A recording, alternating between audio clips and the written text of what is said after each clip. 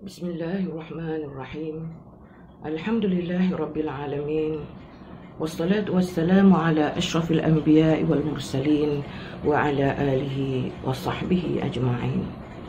Alhamdulillah, syukur kita kehadrat Allah Subhanahu wa taala kerana di pagi Ramadan yang penuh barakah ini kita masih lagi diberi peluang oleh Allah Subhanahu wa taala untuk bersama di dalam tazkirah maya kita di bawah tajuk Ramadan dan Al-Quran. Muslimin muslimat rahimakumullah. Qala Rasulullah sallallahu alaihi wasallam di dalam hadis yang berbunyi, khairukum man ta'allama al-Quran wa 'allamahu. Sebaik-baik kamu adalah orang yang mempelajari Al-Quran dan mengajarnya kepada orang lain.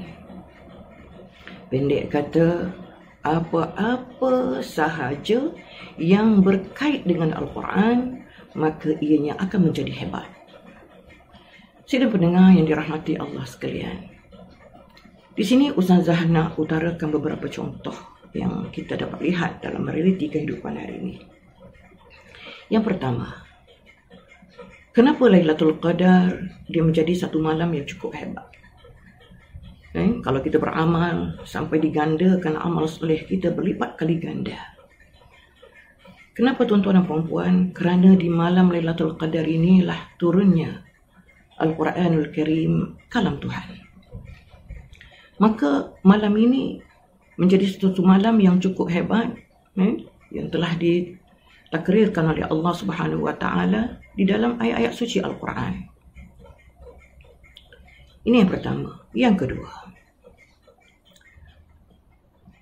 kedua, lebaran-lebaran suhuf, maknanya kertas-kertas yang ditulis dengan ayat-ayat suci Al-Quran. Ianya akan menjadi hebat. Apabila termeteri di dalam satu mushaf, kita nak menyentuhnya, maka wajib di atas kita sebagai seorang muslim dan muslimah untuk mengambil wudu. Hebat tak? Hebat. Nak sentuh, wajib kita mengambil wudu. Yang ketiga, dakwah yang termeteri di sana ayat-ayat suci Al-Quran. Sekiranya kita nak lupuskan, maka kita kena ikut peraturan yang telah ditetapkan oleh syarak. Yang keempat, kalau kita tengok di sana air yang dibaca di dalamnya ayat suci Al-Quran berbeza dengan air biasa. Kerana air yang dibaca di dalamnya ayat-ayat suci Al-Quran akan terbitnya molekul-molekul yang bercahaya, subhanallah, yang menjadi penawar kepada banyak penyakit. Itu contoh yang kita tengok dalam realiti kehidupan kita hari ini. Apatah lagi kalau sekiranya kita sebagai seorang qari, orang yang sentiasa membaca ayat-ayat suci Al-Quran, akan menjadi hebat. Kenapa? Tuan-tuan dan puan-puan, kerana subhanallah pernah diriwayatkan di dalam hadis di mana seorang sahabat apabila dia membaca ayat-ayat suci Al-Quran di waktu fajar, Masya Allahu Akbar, turunnya para malaikat yang mendengar bacaannya yang merdu, sehinggalah kuda yang berada di dalam kandang berbunyi, berteriak dengan bising. Itulah dia para malaikat yang turun mendengar bacaan sahabat ini tadi, kerana kagum dengan suaranya yang merdu ketika mengalunkan ayat-ayat Allah di waktu fajar.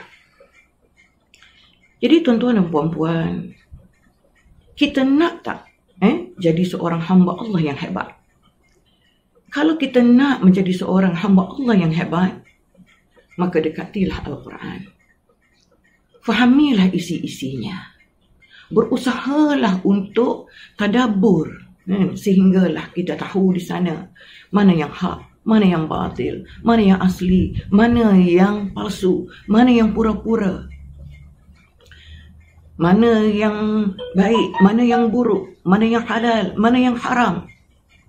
Kerana Al-Quran inilah adalah manual kehidupan umat Islam. Ustazah yakin kita tidak dapat nak mengamalkan 100% isi yang berada dalam Al-Quran.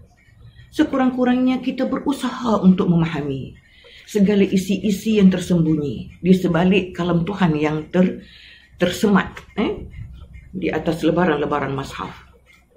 Jangan sampai di sana kita hanya berpada-pada dengan setakat apa yang kita baca, dengan diliuk-lintukkan bacaan kita di dalam tarannum, kemudian dihias di dinding-dinding tanpa kita mengamalkannya. Jadi hadirin hadirat sidang pendengar yang dirahmati Allah sekalian, fikir-fikirkanlah. Wallahu a'lam. Wassalamualaikum.